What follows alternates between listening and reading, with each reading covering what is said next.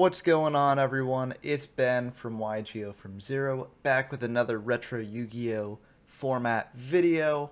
This time we've got the first duel that I've ever played in Critter format, both on the channel and also just in general. I thought it would be a very fun way to start off my coverage of Critter format just by showing off the first game that I ever played in the format. Now, that being said, do I think that I played this well? No, absolutely not. I played actually pretty terribly. But you can learn a lot from bad gameplay, just like you can learn a lot from good gameplay. And I figured that this would show off how different Critter format is from Yugi Kaiba format, because I'm still playing this game a bit with the Yugi Kaiba mindset, and it doesn't really carry over quite as much to Critter format. Also, maybe this will encourage people who try out the format and have a bad first game in it, because it can't get much worse than my playing in this game. But anyways, before we dive into the games, if you like this sort of content, seeing duels in old formats like Critter and Yugi Kaiba, then please like this video and also consider subscribing to the channel.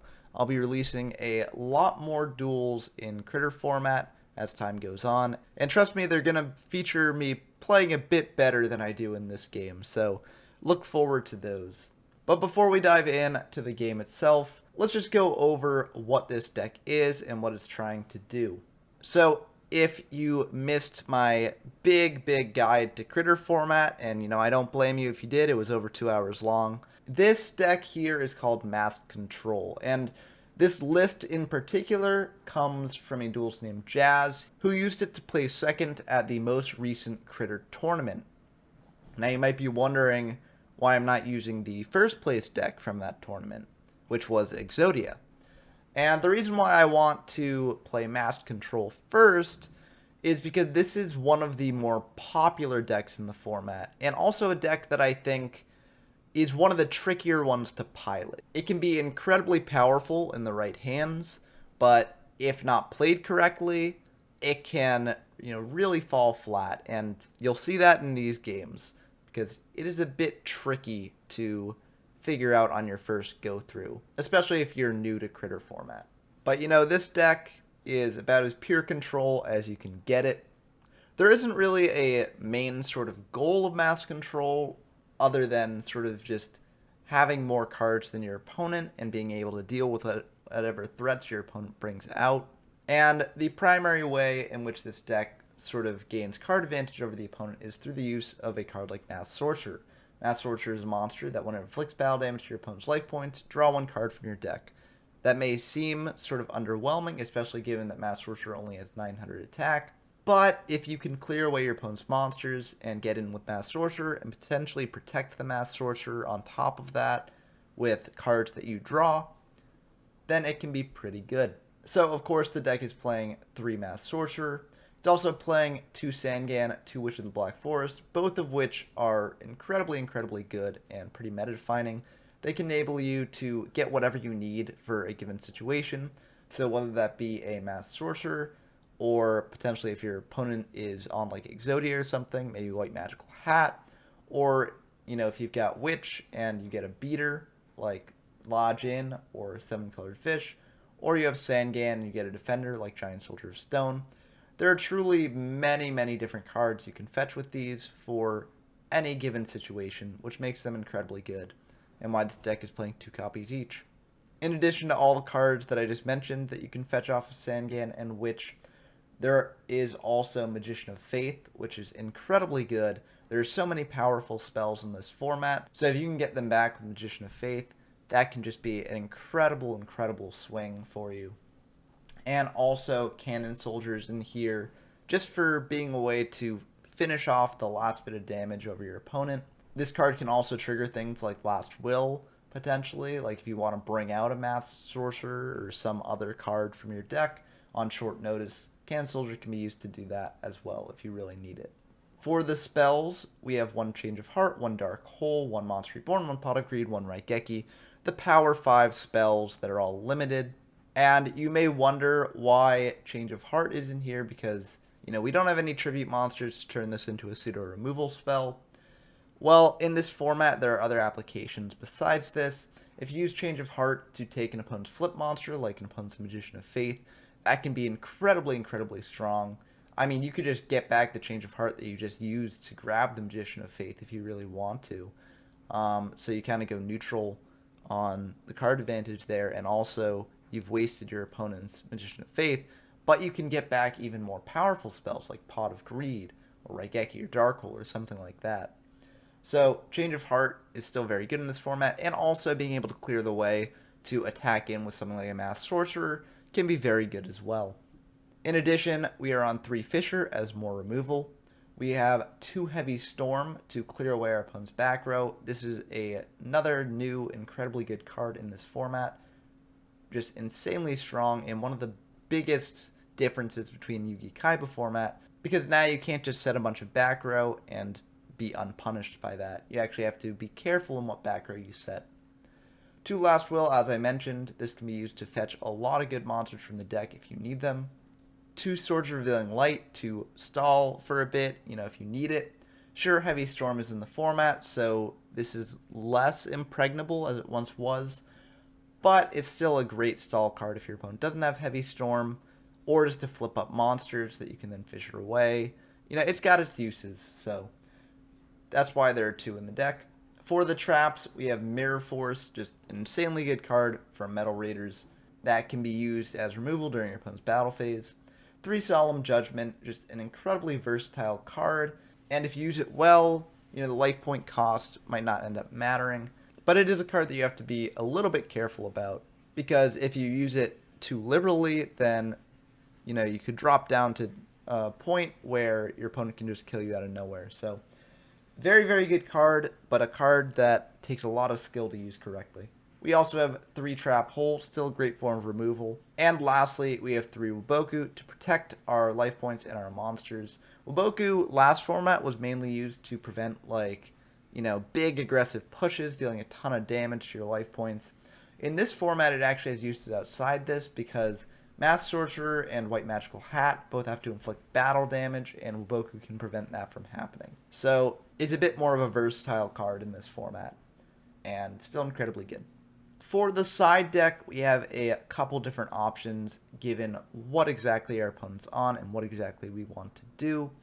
We have the chance to go a bit more aggressive with things like Jirai Gumo or Muka Muka. We have the chance to go a bit more defensive with things like Giant Soldier of Stone. If our opponent is setting a ton of back row, Princess Tsurugi can be a great way to punish that. If our opponent is playing some pretty big monster threats, then we can side in some managed bugs. If our opponent is playing something like Exodia, where we really want to discard cards from their hand, then we have both card destructions, as well as Jinzo number 7, Robin Goblin, and Fake Trap to side in, if we need them. And of course, we also have 3 Thunder Dragon. Thunder Dragon, as I mentioned before, can be a pretty good card in control decks, especially if our opponent's on a more hand control strategy. Having Thunder Dragon can mitigate that a bit, because when you draw it, you immediately get 2 cards in hand that you don't really care as much if your opponent discards from your hand. So that can be pretty good. It can also combo well with card destruction, just getting you 2 more draws basically in your deck. And then of course for the fusion deck, we have a bunch of fusion monsters in here. Doesn't really matter, it's just sort of to mind game our opponent. Fusion, as I mentioned in the guide, is a slightly more viable strategy. So having just a fusion deck, even if it doesn't do anything, can actually be somewhat better than it was in Yu-Gi Kaiba. Although arguably in Yu-Gi Kaiba you should have always had a fusion deck as well. And now that we've covered the deck, let's dive into the games. Let's see how I do in my very first game of Critter. Okay, we've got a game against Aratos, who is a very good duelist in the format. Very good duelist in Yu-Gi Kaiba format. If you'll remember, back when I showed off my first duel in Yu-Gi Kaiba format, Aratos was also my first opponent back then. So, kind of fun that they're my first opponent here as well. So, let's see if we can win against them here, just like I did in my first Yu-Gi Kaiba format duel. Now, normally in these games, I just show my hand because I'm really focused on my playing. But in this game, since I play so poorly, I think it would be good to show the opponent's hand as well, to show what someone good at this format plays like. So, let's dive into the games. They win the rock, paper, scissors, so they will be going first.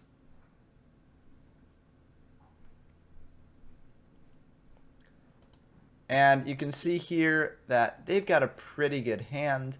They've got some traps that actually do things for our threats. They've got a Witch of the Black Forest that they can bring out on the field. If we attack into it and destroy it, then they get to grab a monster from deck. They've got a Magician of Faith for later when they use up the Raigeki. This is a very good hand. Our hand, on the other hand, is a lot less good. We have some powerful traps, but we don't have any monsters, which can be kind of rough, especially with this Last Will in hand. We'd like to have a monster, so that way we can Last Will something out. But they're just going to set the Witch, set a trap hole, and pass. And I think this is a great play here. This plays around Heavy Storm a bit because, you know, they've only got one spell or trap card in the field. We could use Heavy Storm if we really wanted to, but generally you want to save Heavy Storm for when your opponent has more than one back row, just like you want to save Raigeki for if they've got more than one monster on field. So this is very good. We draw a White Magical Hat, which is okay. If we had some way to clear their set, then White Magical Hat could be pretty decent, but we don't really have a good first turn play here, so we've got to think. I think maybe what I should have done in this scenario is just set the Mirror Force, potentially, and then passed, just hoping that they'd commit to some attackers, attack in. We could clear out their entire board maybe with the Mirror Force, then summon out White Magical Hat next turn to get in. I think also just setting Oboku could be pretty good. It's kind of tough to say. What I do, and I think I make a mistake here, I set the White Magical Hat and then set the Oboku. I guess my reasoning here is that if they flip a monster, attack in to the White Magical Hat, I can Oboku, protect it, and dodge around Trap Hole. I mean, I don't know. I think I just should have not committed a monster to board because my traps do protect me somewhat. So, I don't know how I feel about this play. And they're just going to bring out a Login and attack into the White Magical Hat. We are going to think about whether we want to use Woboku or not, because they haven't flipped up that set, so the White Magical Hat might not be able to get in at all. I think I should have just fired the Woboku and kept on with my original plan, because now I don't really have a follow-up. And I do have the Fisher for the Login, so, like, I think I should have just used it. And, yeah, unfortunately, we don't draw a monster, so this is kind of unfortunate. We're just going to have to Fisher that Login. We do set the Solomon. I think that this is a bad move as well, because, like, do we want to actually use the Solemn here to protect the Woboku?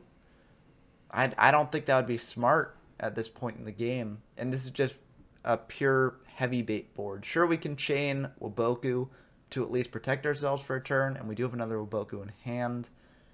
But I don't think that this is the best play here.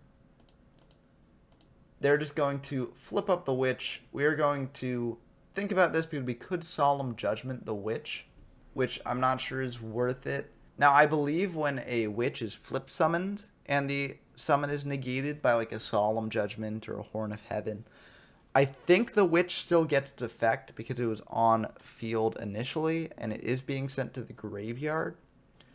The reason why that's a bit tricky is that, you know, if you summon like a Witch from hand and it gets negated, then you won't get the search because it never actually hit the field. But I think if I actually Solemned here, then Witch would get to search. So I don't think that Solemn Judgmenting is a worthwhile move right now. So we let that go through, and the Witch will attack. We're just going to take 11. And they're going to set one, pass back to us. And that, I think, is the right play. Yes, they've got two Spell or Trap cards in the back row, but We also have 2 in the back row, so we're not really incentivized to activate Heavy Storm here. So it's kind of rough. We draw Magician of Faith, which we could set. We do have Fissure Engrave to potentially get back. I mean, it's not the best card to get back, but it is something. So we're just going to set the Magician of Faith and pass back to them. They're going to switch Witch to defense. And we're just going to summon out a Giant Soldier, try and bait something here. Unfortunately, they don't take the bait. If they did take the bait and trap hole this, then we could have last willed out like a Mass Sorcerer or a White Magical Hat, gotten in for some damage and discarded a card or drew a card respectively. So kind of unfortunate they didn't take the bait, but they will be able to get their Witch Search off, search another Witch, and pass back. We'll pass back to them. Unfortunately, this is a great board for them to Raigeki, so they're just going to bring out Witch and Raigeki away our board. Here, maybe there was more of an argument for Solemn Judgmenting the Witch, but I think we're saving the Solemn Judgment for something better. They're going to attack in with Witch, and we're just going to take it. We have Lodgin, which is not bad. They're going to Trap Hole the Lodgin, which means that we can Last Will here. We don't really have any super good options. We could get a Witch of our own and just crash, which isn't terrible, I guess. I mean, we both get searches, but I think that's pretty bad. We're just going to get Cannon Soldier because that can beat over Witch and remain on field. It's not the best option because they can search out a monster here, and they will. So they're going to do that. Activate Heavy Storm. We're going to chain Waboku, and they're going to 7 tools the Waboku. We do have the option to Solemn Judgment the 7 tools, and I think that actually might be the best because we know that they have a Lodgin in hand, and we don't really want the Cannon Soldier to die since it's our only monster, but I think we're letting that go because we want to save our life points a bit. I think maybe that was a mistake, though. We're going to take the Lodgin attack. They're going to set 1, pass back to us. We draw the Trap Hole just a bit too late. We're going to set Waboku and Mirror Force. Yes, this is kind of bait for Heavy Storm, but at least if they do have Heavy Storm, we can chain Waboku. I think maybe this was just a bit too greedy using the spell and traps this way, but they're going to attack in with Lodgin. We'll take it. We're saving our Mirror Force for a bigger threat, but I think, honestly, maybe we should have just fired Mirror Force. Arados is a good enough player that they're not going to play into Mirror Force if they don't have to. And they really don't have to with just this Lodgin on field. So, I think that this was a bit of a mistake. We're going to set Mass Sorcerer here. And we can Waboku it if we need to. We can Mirror Force their board away. Unfortunately, they do have Change of Heart, so they will be able to flip up the Mass Sorcerer. And they're going to try and attack in to gain the effect. We don't necessarily want to Mirror Force here because that would be destroying one of our own monsters as well. So we're going to Waboku. They're going to flip up the Cannon Soldier and tribute off the Mass Sorcerer with priority.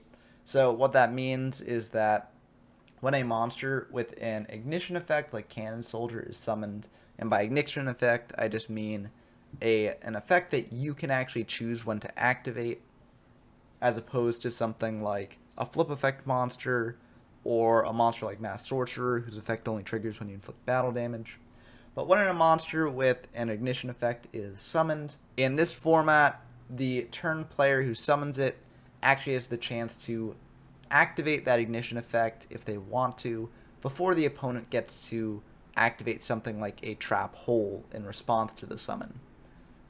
Now, if the opponent like Solemn Judgments or Horn of Heavens the summon, then they don't get to activate the effect because, you know, the monster won't even get to hit the field in that case unless it won't be able to activate its effect. But, you know, if we had Trap Hole set, then they're using Prio here would mean that we wouldn't have a chance to destroy the Cannon Soldier with the Trap Hole before the Cannon Soldier tributed off the Mass Sorcerer. So they'll be able to get rid of our Mass Sorcerer, unfortunately. And this is looking pretty bad for us. We do have another Mass Sorcerer, which is nice. We're going to set it and set the Trap Hole. again, a bit greedy here. If they do have like another heavy storm, we just completely lose if they activate it here. They're going to switch the Cannon Soldier defense and attack with the Lodgin. Very smart. This plays around Mirror Force. We will Mirror Force away their Lodgin just to protect our Mass Sorcerer, but things are looking pretty bleak here. We're going to Change of Heart their Cannon Soldier, flip up the Mass Sorcerer, and switch Cannon Soldier to attack. They do have Waboku, which, we figured they had something to stop this. But now we do get to use the Cannon Soldier's effect, tribute it off, and deal 500. We've got Mass Sorcerer face up. We've got Trap Hole to deal with if our opponent brings out a beater to try and attack over it. So that's something, I guess, but, we're really in desperate straits here. They do a Fissure just to get over our Mass Sorcerer. They're going to set the Magician of Faith, set a Waboku, pass back to us. And 7-colored fish isn't terrible. We can bring that out, but they do have Trap Hole, so we won't be able to do anything about that. And they draw a Heavy Storm, which is pretty nice. They're going to bring out Giant Soldier, and I think I should have Trap Hold here, because what am I really saving the Trap Hole for? Like, that Giant Soldier can just get in, damage every turn, so I think it would have been better just to Trap Hole it immediately. They're going to flip up Witch and grab Change of Heart, which means that we've essentially lost the game, because even if we do bring out a monster, then they can just Change of Heart it and get in for lethal damage. So we've lost the game at this point, basically, but we're going to play it out a bit longer. We have Magician of Faith. We're just going to summon it into their Magician of Faith and try and attack in. Because if we set it, then they could Change of Heart it.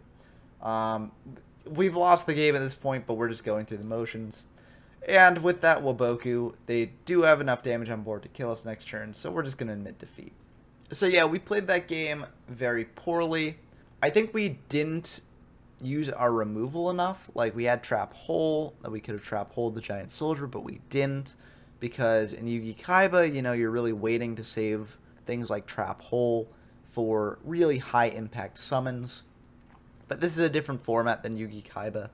So, I've still got Yugi Kaiba on the brain, and I think that led me to make some pretty basic mistakes in this format. So hopefully you've learned a bit from my bad playing in Game 1. And now we're going into Game 2. I don't really side in or out of anything, because it seems like they're just playing a pretty standard deck, like very similar to the deck that I'm playing. We haven't seen any like special, Mass Sorcerers or potential like Jirai Gumos or things like that. So we don't actually know exactly what they're playing. So we're just going to keep the deck as is. And it's time for Game 2. Let's see if we can play a little bit better here. Heavy Storm in the opener is nice to see, and also we have a fair bit more monsters, which is nice as well. We have a couple options here. We could set the Witch, set the Waboku, pass back to them. I think that's the best play, because if they do attack over the Witch, we can search with it. We have Fissure to deal with whatever beater they bring out, and then we can summon out like Mass Sorcerer, get in for damage, and draw. We could also set the Mass Sorcerer and set Waboku. That's the bit of the greedy play. If they summon out like a Sangan or a Witch and attack into our set, which they're not likely to do since they know we're on Mass Sorcerers, then we could potentially draw a card off that.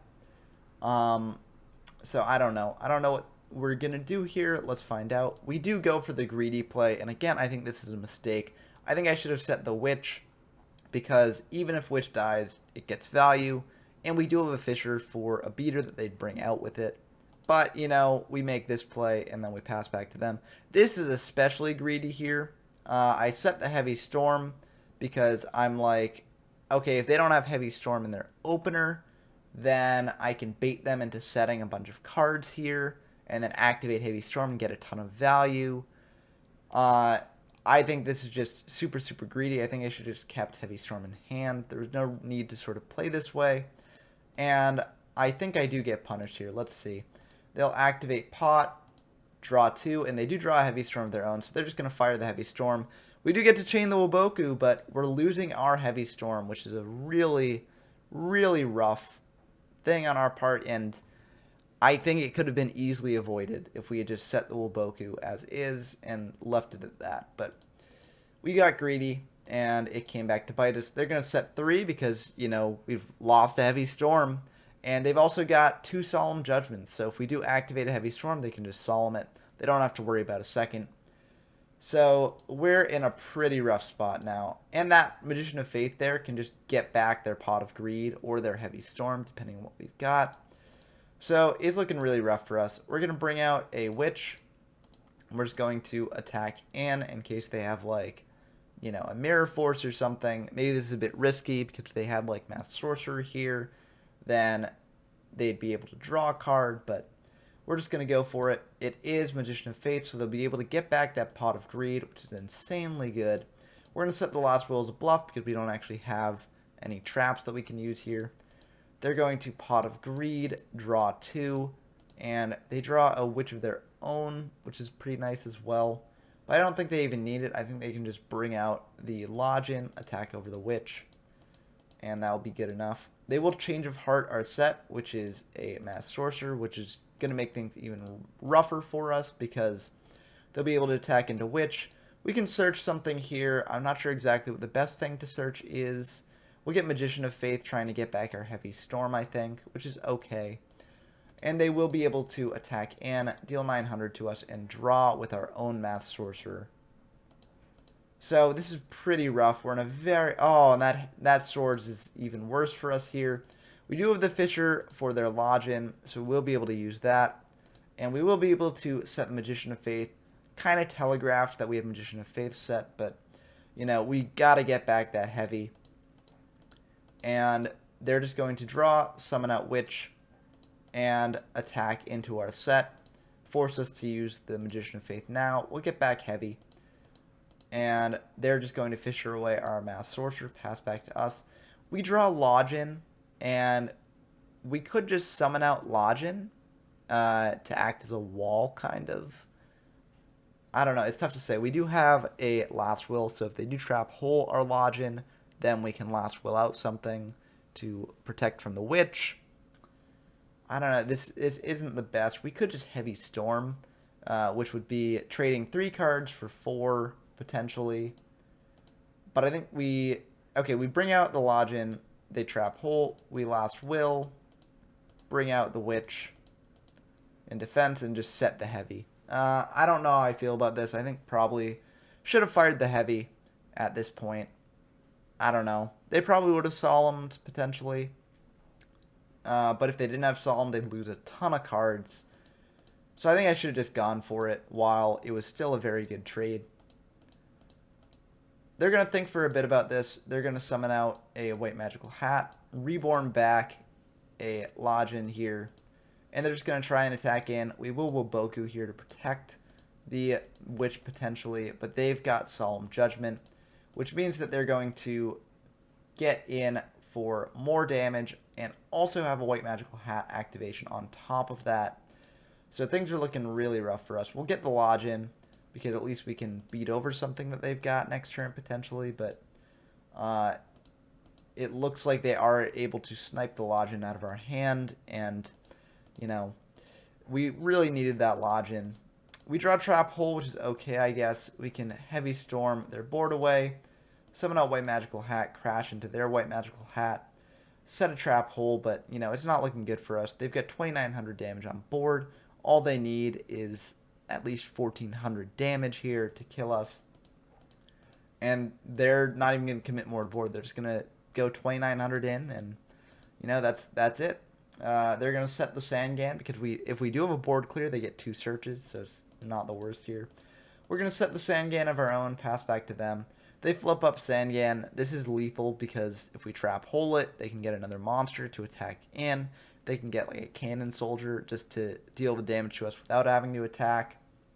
But, you know, we are just going to trap hole it just because why not? You know, we're already dead, but we'll see what they get with this. And they do just get the cannon soldier to kill us this way. So that's my first game of Critter format, and as you saw, I made some pretty big misplays here. I think I got too greedy in a lot of instances, and also I think I dubiously played around Heavy Storm. As I play more games in the format and gain more experience, I'll learn more how to play around Heavy Storm, and also learn exactly when to use removal, learn exactly when to bring out certain monsters to attack in and protect myself. I think that this first game was a big learning experience, and I think I learned a lot from it. For instance, like when I was saying what I should have done instead in later duels, I might actually do that instead, and that could lead to completely different game states than the ones you saw here. Which is why it's good when you do lose a game in a format that you're new to, or just a game in general, and you feel like you could have done better. It's always good to watch the replays, just go through what you did versus what you could have done, and see where you have room for improvement. So I know the games that I showed off here were pretty one-sided, and I know that my gameplay was pretty awful, but in future duels, hopefully I'll have better gameplay. I know that the duel that I have for my next video, I definitely play a bit better than I did here, so you can look forward to that. But, you know, I'm very much a beginner in this format, very much diving into it. I will make mistakes, and hopefully this video was fun to watch, so hopefully those future mistakes will be fun to watch as well. But as always, I've been Ben from YGO from Zero, and I'm signing off.